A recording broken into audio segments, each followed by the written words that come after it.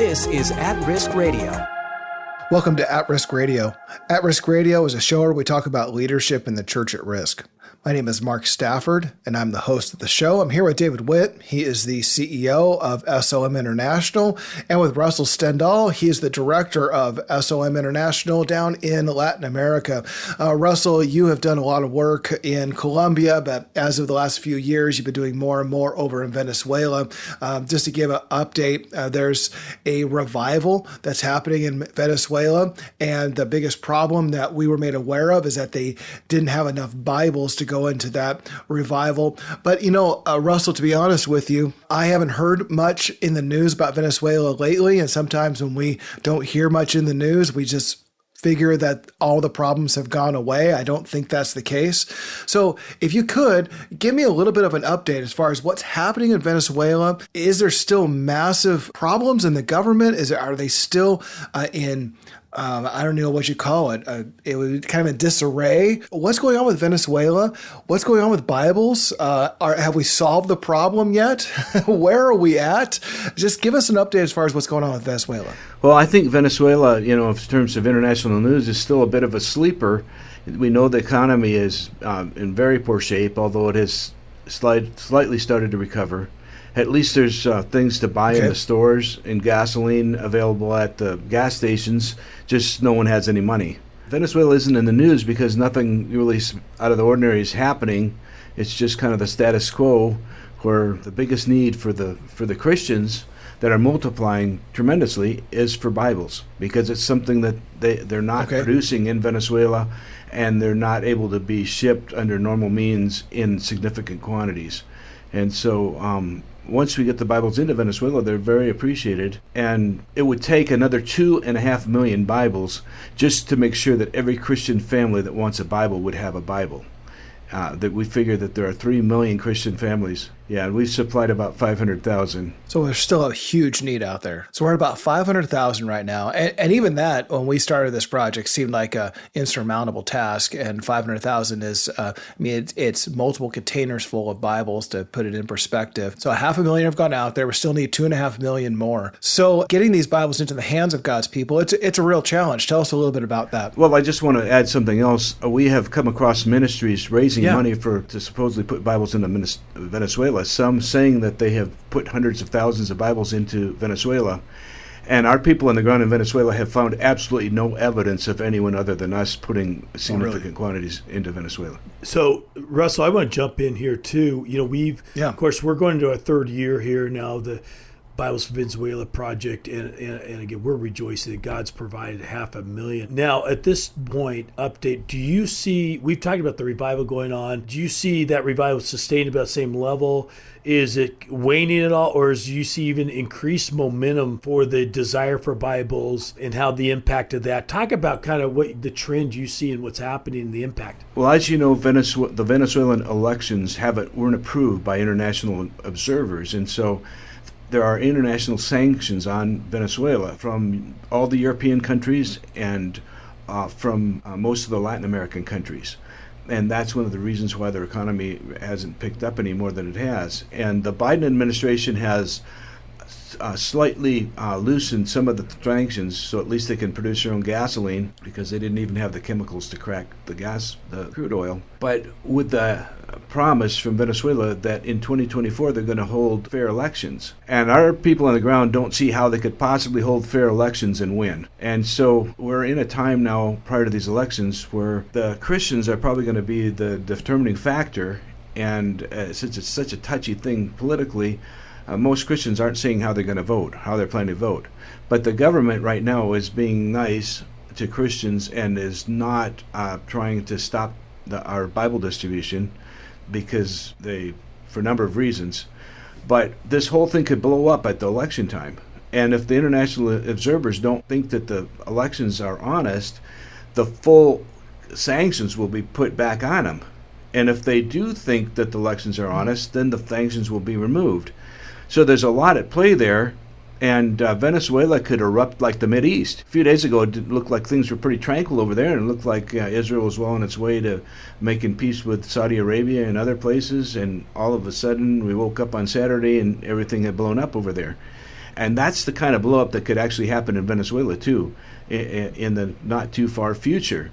So we're dealing with a window of time here where we know for sure we can get as many Bibles as we can get our hands on into Venezuela, but we don't have any guarantee that those doors are going to be open forever. So there's real urgency here. It's real urgency for us to try to get the next 500,000 Bibles into containers and into Venezuela as soon as we can before this rare window closes down. We don't know how long this window is going to be open. And then Colombia is heading into more and more chaos and highly polarized, and we don't know. Tell us about that, because the last I heard, I was just saying, the last I heard that they were at the end of a civil war and things seemed to be peaceful there. So what's the story in Colombia now? Well, except for they elected a former guerrilla who's a very hardline Marxist-Leninist and is bent on destroying the control of the controlling families that are hard right, extremely capitalistic, but extremely corrupt.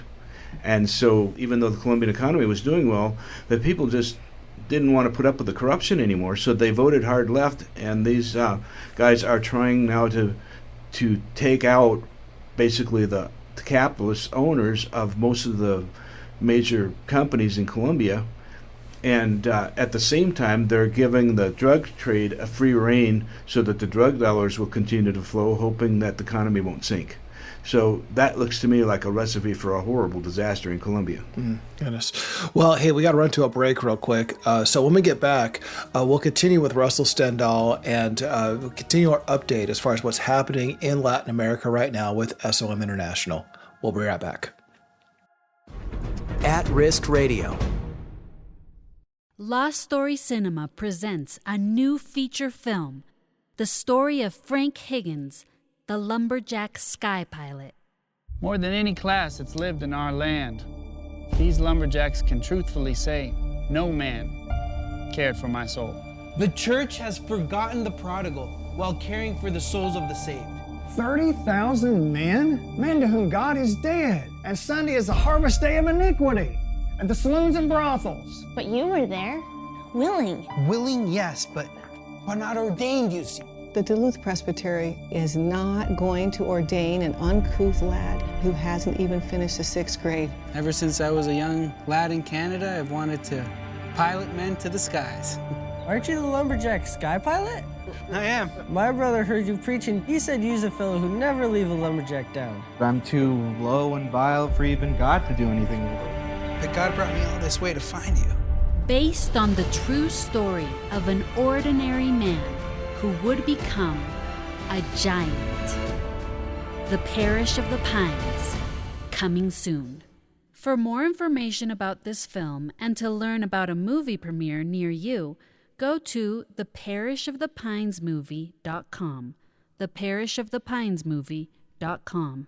Welcome back to At Risk Radio. I'm online with David Witt. He's the CEO of SOM International. And I'm also online with Russell Stendal. He's the director of SOM in Latin America. Now, Russell, tell us this. There's some upheaval in the government in Colombia right now as well, and there's some economic uncertainty there. What kind of opportunities does this lend for the gospel? Well, anytime you get economic uncertainty and anytime you get crisis, there's a huge opportunity for the gospel, because when people are think they're self-sufficient and are complacent, that's when there's the least amount of opportunity, such as the case we have here in North America right now.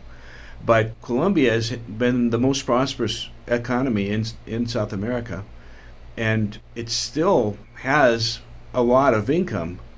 But what's happened now is that the political factions are so opposed and the country is so delicately balanced where we don't know, people are starting to take the law into their own hands on both sides, and Colombia could rapidly degenerate into absolute disaster. But if it does, I think we would see tremendous opportunities for the gospel in the big cities. In the previous violence and unrest, we saw the opportunities in the rural areas where the guerrilla warfare was going on. And that has changed since the peace treaty. They're not trying to burn down churches and kill pastors anymore. Even the dissident guerrilla rebels are respecting Christians to a certain extent, as are the right-wing paramilitary units that are against them. The fight now is over the control of the drug traffic, which has tripled since the peace treaty, and it was huge before that. So we're talking about a country that about half of its gross national product is due to the drug trade right now.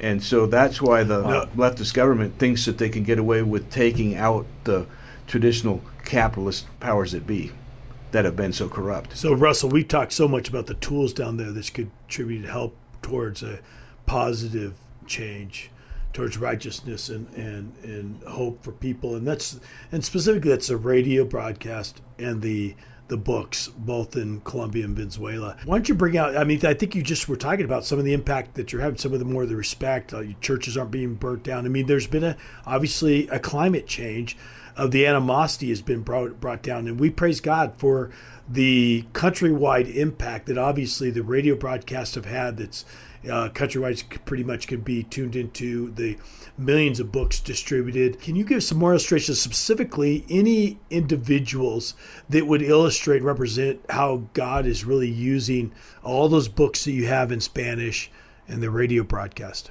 Well, in a lot of countries, we're getting a significant amount of downloads from the internet off of websites such as SOMbookstore.com that has our English and our Spanish books for free download as ebooks, or you can order the printed books. And we just upgraded our Spanish website, which has my name. I go by my middle name, martinstendal.com, and that has all our audio messages. It has video links to our video messages. It has our 2 internet broadcast radio stations that can be heard all over the world, one in Spanish, one in English, that you can download. You can just click on the link and listen to, for instance, Jubilee Radio in English, which will help people better their English. Lots of people listen to it in Africa and in the Mideast and even as far away as China. So there's lots of great opportunities for the gospel, and those are increasing, especially in the places in the world where things aren't so stable. And I think we're headed for a worldwide economic slump. That's going to put a lot of pressure on and probably cause all kinds of further unrest. But again, along with all of that instability comes increasingly open doors for the gospel.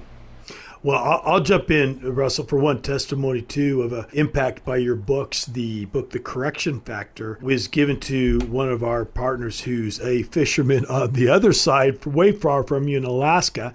And he had a person persecuting him so bad and slandering him and just in great angst. He was in his fishing season last year. He didn't have anybody with him, so he's by himself. And just a bitterness was raising up in his heart against this one other fisherman that was causing great pain in his life. And he literally decided in his heart that when he got back to the shore, he was going to take a bat and he was going to take that man's life. He was going to beat him to a pulp. And he said, but he had brought your Correction Factor book along. He started reading it, and the Lord convicted him. And he said that book changed his path to save this other guy's life and for him to be in prison today. And so I remember he was sharing that story with me. And so we do see, you're right, it's not just in Colombia and Venezuela. Globally now, we see some impact coming from the books and resources that we're distributing. Well, hey, Russell, I want to see if you could give us a 2-minute snapshot of some of the other things you're involved in right now. I know, again, your ministry is very multifaceted. You're usually working on a book, or you have radio stations that are going out. You have churches that are being started. Meetings that are going on. Tell us what else is going on with your ministry right now. Give us an update. Well, we have this year, since January, I have made 3 round trips to Canada to speak in missions conferences. I have made 3 round trips to the Venezuela-Colombia border region, working on making sure that the Bibles and books get there and that are distributed properly.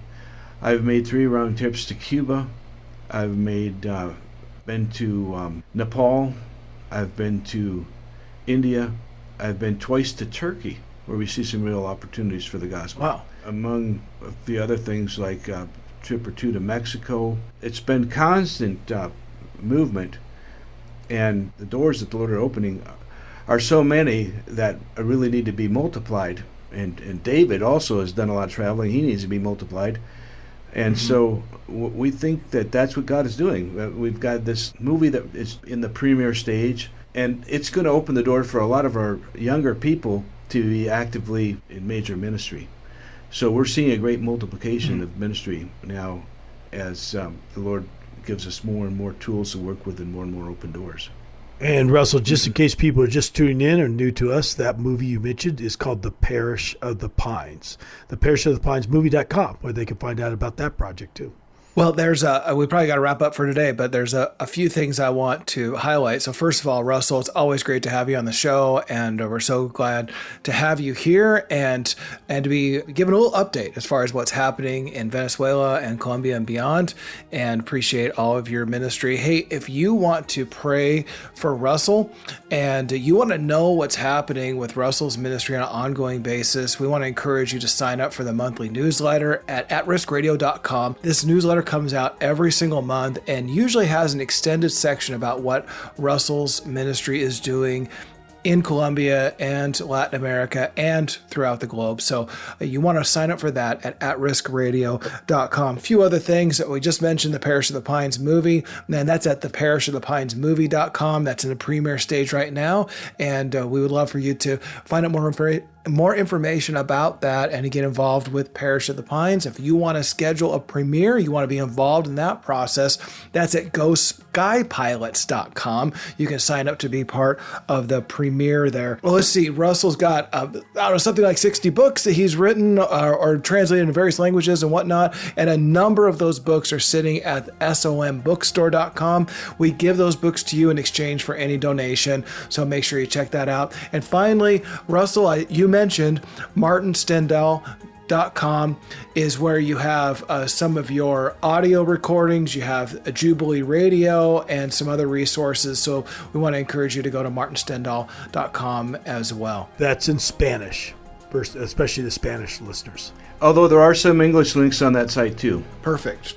So that's a new resource that you may not have been aware of. So make sure to check that out.